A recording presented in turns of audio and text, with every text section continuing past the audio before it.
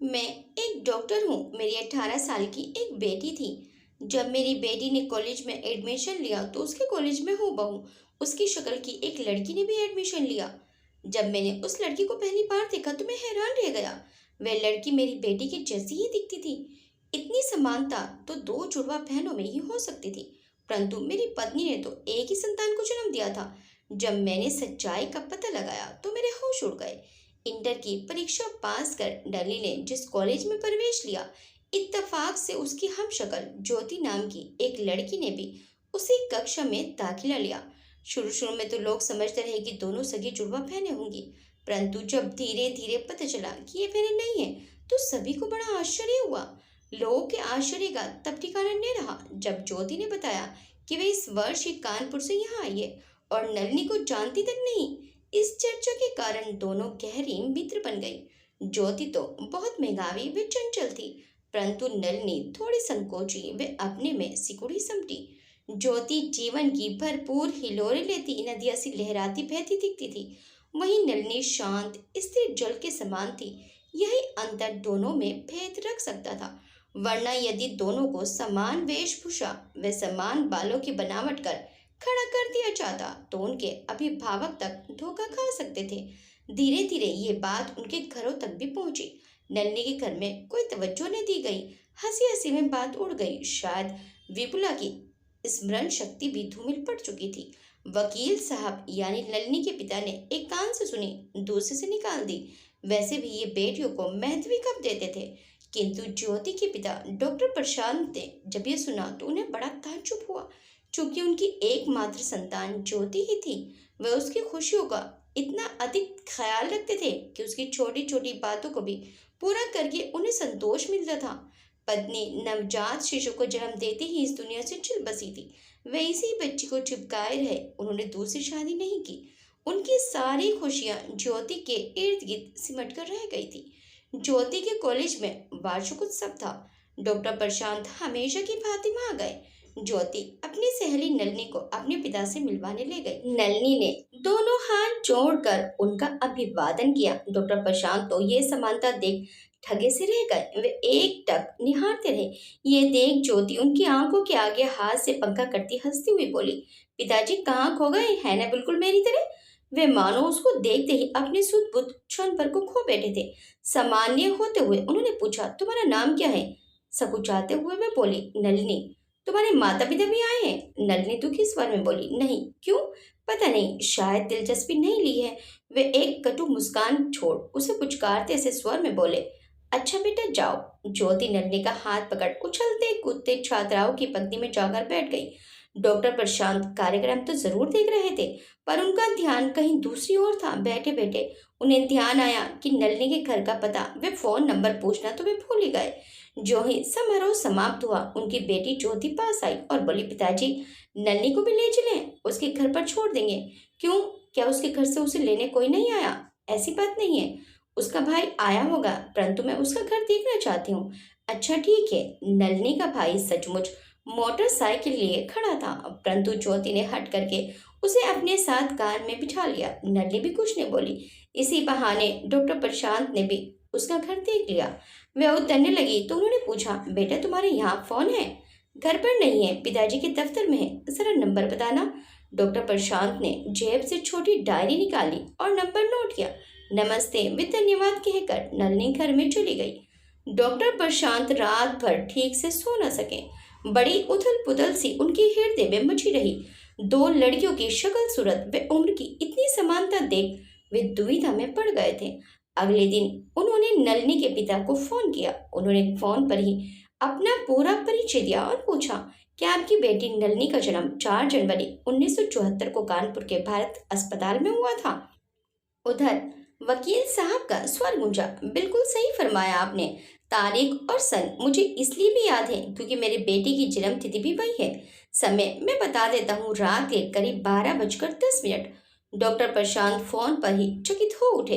इसी समय के आसपास तो उनकी बेटी भी पैदा हुई थी। उन्होंने मन ही मन सोचा, अभी तक किस्से कहानियों में ही ऐसी बातें पढ़ने को मिलती थी, लेकिन क्या वास्तविक जीवन में भी ऐसा हो सकता है। उनका जिज्ञासु वैज्ञानिक मन ये मानने को बिल्कुल तैयार नहीं था कि समान कद काठी के चेहरे मोहरे की दो लड़कियां दो भिन्न परिवारों में पैदा हो सकती हैं।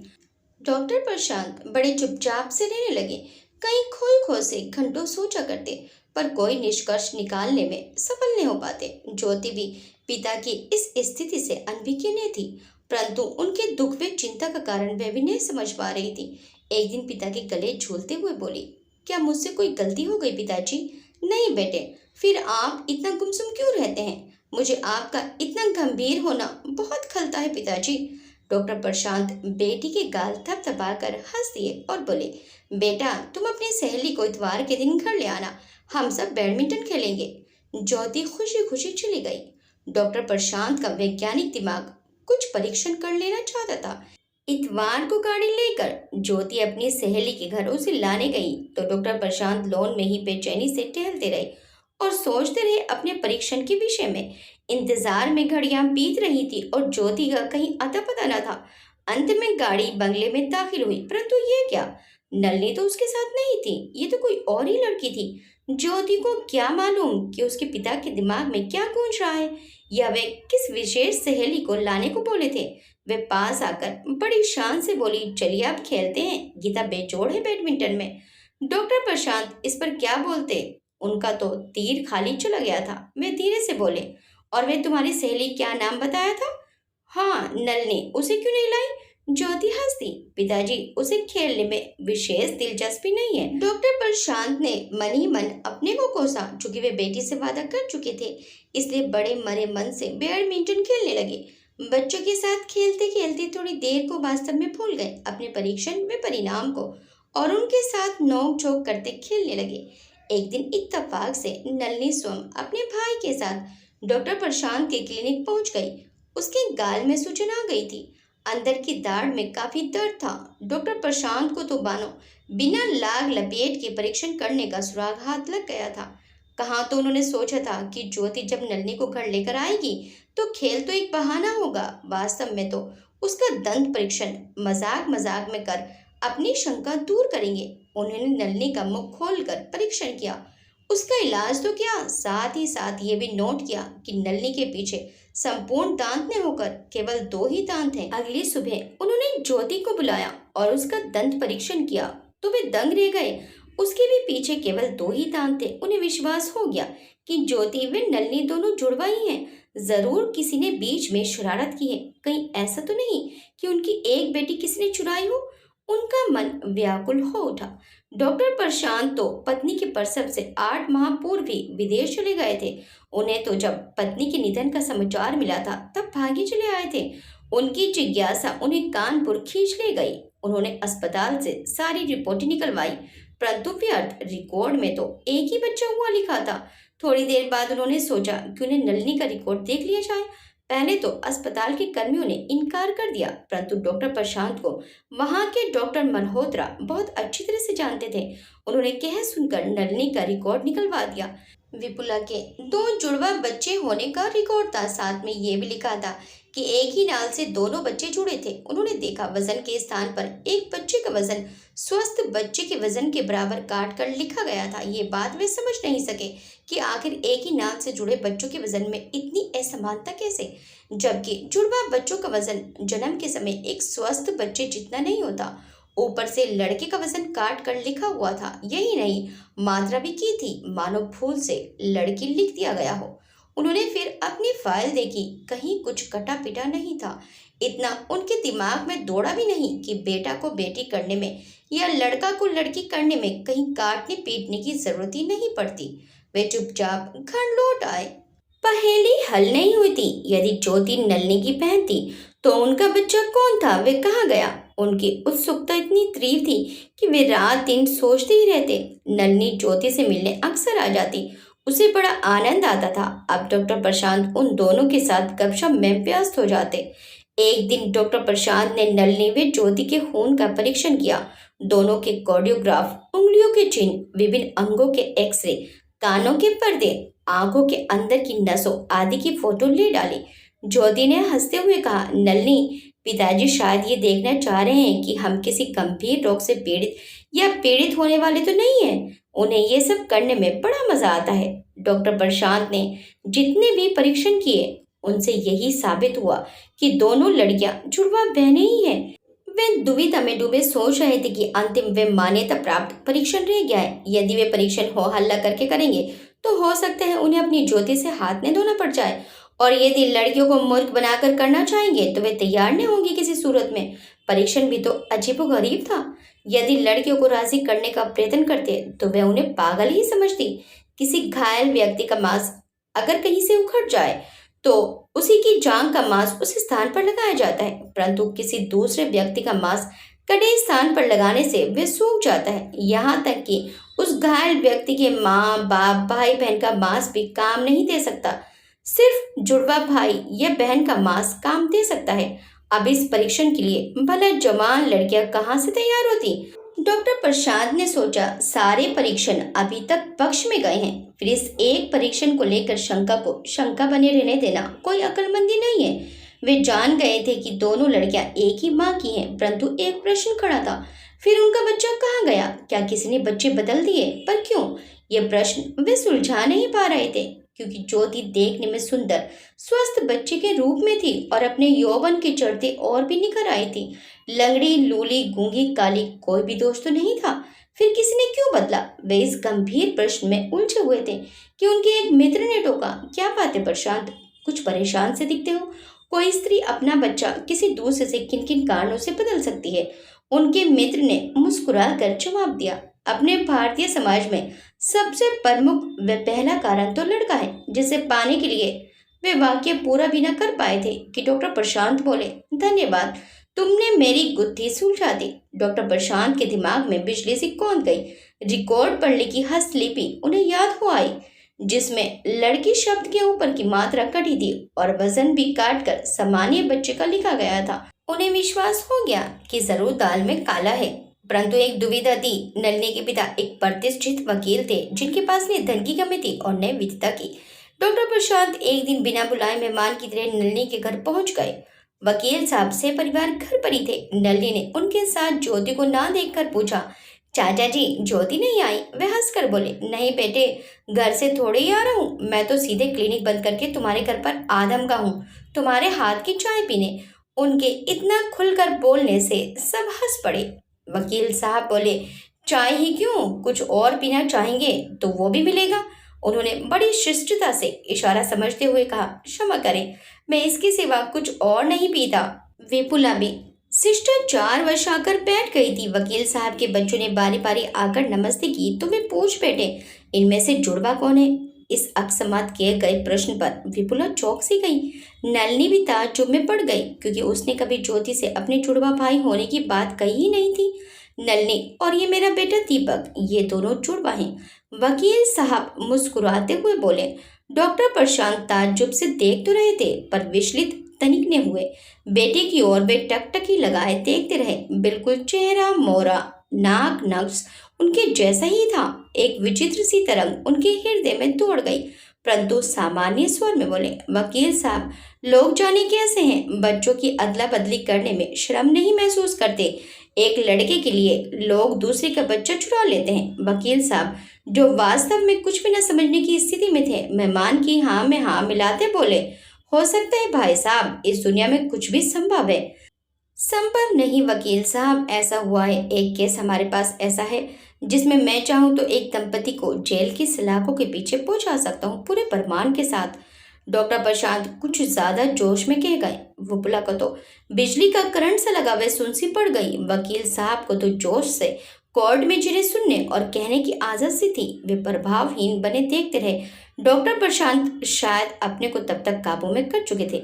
वे मुलायम पड़ते रूखी हंसी हंसते हुए बोले, पर मैं ऐसा करूंगा नहीं। ये कहते उन्होंने तिर्यक दृष्टि विपुला पर डाली, जो सूखे पत्ते की तरह कांप रही थी। उनके जाने के बाद वकील साहब विपुला से इतने भर बोले। डॉक्टर प्रशांत ऐसे कह रहे थे मानो उनका कटाक्ष हम पर ही हो। विपुला पति के मुंह से ये सुन और भी डर गई। उसका अनुमान अब और पक्का हो गया कि डॉक्टर इशारे में उन्हीं को कह रहे थे। शिथिल निहाल सी विपुला कुछ भी न बोल पाने की स्थिति में जहां बैठी थी वहीं बैठी रही। उसकी आंखों के आगे अपना अतीत साकार हो उठा। नामी वकील जगदम्बा प्रसाद की पत्नी बनने से पूर्व विपुला कितनी चंचल थी, किंतु उसकी हंसी, वह अल्लड़ता शादी के 7 फेरों के बीच ही शायद सुहा हो गई थी। ससुराल के एक ही चक्कर के बाद किसी ने मायके में उसे हंसते खिलखिलाते बात बात पर उलझते नहीं देखा। जगदम्बा प्रसाद के रौबदार व्यक्तित्व के आगे वे इतनी अदनी होती चली गई कि धीरे धीरे उसका अपना अस्तित्व ही विलीन हो गया। जगदम्बा प्रसाद के बेबुनियादी क्रोध पर कई बार उसके मन में आया कि छोड़ छाड़ कर मायके चली जाए, पर हर बार माँ उसे तमाम ऊंच नीच समझा और अपनी असमर्थता जताकर वापस भेज देती थी। जब प्रथम प्रसव में कन्या हुई तो विपुलापति की आंखों में उतरे क्रोध में शोक को देख कांप उठी थी। वकील साहब उपस्थित प्रियजनों के सम्मुख तो कुछ नहीं बोले, किंतु एकांत पाते ही दांत पीस विपुला को ये चिताने नहीं बोले, लड़की ही पैदा करनी थी। विपुला के नेत्रों में आंसू टपटपाए, वे चुपचाप मुंह दूसरी तरफ कर सिसकने लगी। दूसरी बार प्रसव कक्ष में सरबती भी विपुला के साथ थी।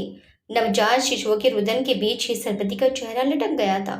उसका मुख देख ही विपुला का चेहरा सियाह पड़ गया था। परिणाम तो सरबती के चेहरे पर परिलक्षित था, परंतु फिर भी उसने प्रश्न भरी निगाह सरबती पर डाली थी। सरबती अटक अटक कर बोली थी, मालकिन अब के तो दोनों जुड़वा बेटियां हैं। विपुला पर तो मानो ब्रज गिर पड़ा। वह उसकी ओर जीवन दान मांगती सी इतना भर क्या पाई। सरबती कुछ सोच, वे बर्दाश्त नहीं कर पाएंगे और वह बेहोश हो गई। सरबती विपुला के दर्द और घाव को समझती थी, पर अनपढ़ गरीब किस बल पर उसका साहस बंधाती। उसको तो जो सूझा उसने किया। विपुला को घंटे भर बाद होश आया तो वकील साहब को तनिक संतुष्ट वे प्रश्न देख फटी आंखों से चारों तरफ निहारने लगी। कहीं सपन तो नहीं देख रही थी, या इतने वर्षों तक वे अपने पति को भली भांति जान नहीं सकी। इतने में वकील साहब तन कर बोले, देखना बेटे को बैरिस्टर बनाऊंगा। बैरिस्टर? वह चौंकी, मानो सपन की दुनिया से वास्तविकता में आ गई हो। वकील साहब ने बेटे को उसके बगल में लिटा दिया था। विपुला के कांपते हाथ अनायास ही बच्चे के शिशन पर चले गए। वे मुंह ठगी सी कृतज्ञ सरबती की ओर ताकने लगी। थोड़ी देर बाद वकील साहब घर चले गए थे। विपुला ने दोनों हाथों से कंगन उतारते हुए सरबती को इशारे से पास बुला पहना दिया और फबक कर रो पड़ी थी। सरबती ने धीरे से बताया था, चिंता नहीं करे बहू जी, एक डॉक्टर के बेटा हुआ है, उसी से बदल लिया है। उसके बाद बड़ी देर तक सरबती खुसर फुसर कर बताती रही अपनी वीर गाथा कि कैसे नर्स को लोभ दिखाकर उसे ये सफलता मिली। विपुला सुन तो रही थी, पर पीड़ा भी उसे हुई इस करते पर। फिर भी सरबती की कृतज्ञ थी, जिसने अपने गले में पड़ी सोने की चैन तुरंत नर्स के हाथ में रख दी थी। अचानक विपुला को वकील साहब ने जोरों से झकझोरा तो उसकी तंद्रा टूटी। वह हड़बड़ाकर खड़ी हो गई। वे बोले, तुम अभी तक यहीं मुंह लटकाए बैठी हो? विपुला अपना सिर पकड़कर बिना कुछ कहे वहां से चल दी। नली ने पूछा, माँ सर में दर्द है? दीपक ने भी कहा, मैं सिर दबा दूं? विपुला इनकार में सिर हिलाते एक लंबी सांस खींचकर बोली, मुझे अकेला छोड़ दो, कोई बात मत करो, पर माँ खाना तो खा लो। दीपक ने कहा तो विपुला शून्य में देखती हुई बोली, भूख नहीं है। इतना कह विपुला कमरे में सोने चली गई। नींद उसे कहाँ आनी थी। वे आंखों में आंसू भरे करवटें लेती रही, कभी अपनी कायरता पर रोती तो कभी अपराध बहुत त्रस्त कर देता। हाय, इतना भय क्यों समा गया था? किसी की कोख से बेटा छीन लेने का जो अपराध किया, उससे तिल तिल जलती ही रही हूँ, कोई सुख नहीं पाया। इतने वर्षों तक घुट घुट कर जीती रही, पर अपने को कभी माफ नहीं कर पाई। अपनी ही नजर में जब व्यक्ति गिर जाए तो उसका जीना मरना एक समान होता है। अगले दिन विपुला नलनी से ज्योति के घर का पता पूछ चली गई। उसे देखते ही डॉक्टर प्रशांत व्यंग से मुस्कुराए और बोले, मैं जानता था आज आप में से कोई या दोनों पति पत्नी आओगे जरूर, इस कारण ही मैं क्लिनिक बंद कर घर में बैठा हूँ। फिर लंबी सांस छोड़कर गंभीरता ओढ़ ली। कहिए, मैं आपकी क्या सेवा कर सकता हूँ? विपुला सिर झुकाए अपराधी की भांति कुछ क्षण सूखे होठ चाटती रही, सहसा फूट फूट कर रो पड़ी। रुदन थमा तो बोली, डॉक्टर साहब, मैं आपकी अपराधीन हूँ, मुझे दंड मिलना ही चाहिए। मैंने अपने स्वार्थ के कारण आपका बेटा छीना, पर विश्वास कीजिए ये कदम मैंने बेटी बेटी के भेद के कारण नहीं, बल्कि अपने पति के भेद से उठाया था। फिर भी कुछ भी हो, मैंने ये अपराध किया तो अपने स्वार्थ के लिए ही ना, इसलिए सजा मिलनी ही चाहिए। ये सच है कि ज्योति मेरी ही बेटी है और दीपक आपका बेटा है। मैं स्वीकार करती हूँ, सजा भोगने को भी मैं तैयार हूँ। उसने अंतिम वाक्य सजल नेत्र ऊपर उठाकर सीधे उनकी आंखों में झांकते हुए कहा। डॉक्टर प्रशांत फिर भी चुप रहे। वे आगे बोले, आप अपना दीपक दावा करके ले लीजिए, क्योंकि आज पति का भय नहीं रहा, भय आज भी है, परंतु उसको सहने की ताकत मुझ में पैदा हो गई है। जोर देकर निर्भीकता से बोली विपुला। ज्योति, जिसने सब कुछ सुन समझ लिया था, कमरे की ओर से उनके सामने आती हुई बोली, पिताजी, मैंने आपको बहुत दुख दिया है। इतना कहकर उनके पैरों में गिर पड़ी। उसकी आंखों से आंसू बह रहे थे। डॉक्टर प्रशांत अचकचा गए। इस स्थिति की तो उन्होंने कल्पना भी नहीं की थी। उन्होंने उसे उठाते हुए ताज्जुब से पूछा, तू कब कॉलेज से आई? छी, बेटियां पाँव नहीं पड़ती, तू रो क्यों रही है पगली? तेरे बिना तो मेरा जीवन ही व्यर्थ है। उसे दुलारते समझाते बोले, तू तो मेरे शरीर का हिस्सा है ज्योति, मैं दीपक लेकर क्या करूंगा जब ज्योति न होगी?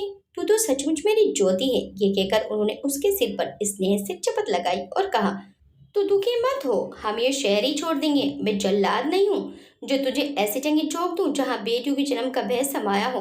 तू तो मेरा बेटा और बेटी दोनों ही है। नहीं पिताजी, मुझे पता है आप मुझे मानसिक रूप से असुरक्षित नहीं देखना चाहते हैं, पर मैं इतनी स्वार्थी कैसे हो सकती हूँ? मैंने आज तक बहुत लाड प्यार और दुलार आपसे पाया है। यद्यपि आपको मैं खोना नहीं चाहती, पर आपको बेटे से वंचित रखना। चुप! जोर से बीच में ही उन्होंने टोका। बहुत बोलने लगी है। विपुला आगे बढ़कर ज्योति से आंखें मिलाने का साहस न कर सकी। गले लगाना तो दूर रहा। वे बोली, डॉक्टर साहब, मैंने आप जैसे महान व्यक्ति के साथ धोखा किया, मुझे सजा मिलनी ही चाहिए। मैं दंड की ही अधिकारिणी हूँ। इतना कहकर वे फिर से रोने लगी। डॉक्टर प्रशांत को विपुला पर क्रोध तो आ रहा था, पर वे उसे सजा भी नहीं देना चाह रहे थे।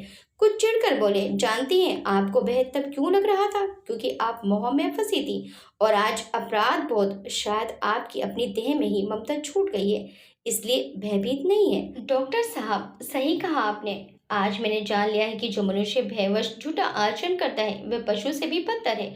डॉक्टर प्रशांत के चेहरे की कठोरता कुछ कम हुई। उन्होंने सोचा, सजा के बजाय क्षमा अधिक वीरतापूर्ण कार्य है। क्षमा तो वीर पुरुष का आभूषण है। अपने कुटुंब और प्रियजन के लिए तो सभी त्याग करते हैं, पर जो दूसरों के लिए करे वही प्रशंसनीय है। फिर अपकार का बदला अपकार नहीं बल्कि उपकार ही हो सकता है। जिस पौधे को उन्होंने सींच कर बड़ा किया ही नहीं, उससे मोह उत्पन्न होगा भी कैसे? और नहीं वे उन्हें अपना पाएगा। विपुला दोनों हाथ जोड़ बड़ी निर्भयता से परिणाम जानने के लिए उनके आगे खड़ी थी। डॉक्टर प्रशांत बड़ी दृढ़ता से बोले, आपने अपना अपराध स्वीकार कर लिया, मैं इसी से प्रसन्न हूँ। अब आप जा सकती हैं, और हाँ, जो पहले आपने आज तक अपने तक सीमित रखी है आगे भी रख सकती हैं। मेरी ज्योति मुझे प्राणों से प्यारी है। शायद आप मेरा अभिप्राय समझ गई होंगी। विपुला आश्चर्य से कुछ पल उनकी ओर ताकती रही, फिर उनके चरणों में झुक गई। डॉक्टर साहब, आप सचमुच महान हैं। आपके इस कहानी के बारे में क्या विचार है, हमें कमेंट करके जरूर बताइएगा। वीडियो चल गई तो वीडियो को लाइक शेयर सब्सक्राइब करना मत भूलिएगा। मिलते हैं नेक्स्ट टाइम एक अच्छी सी कहानी के साथ। Till then bye bye.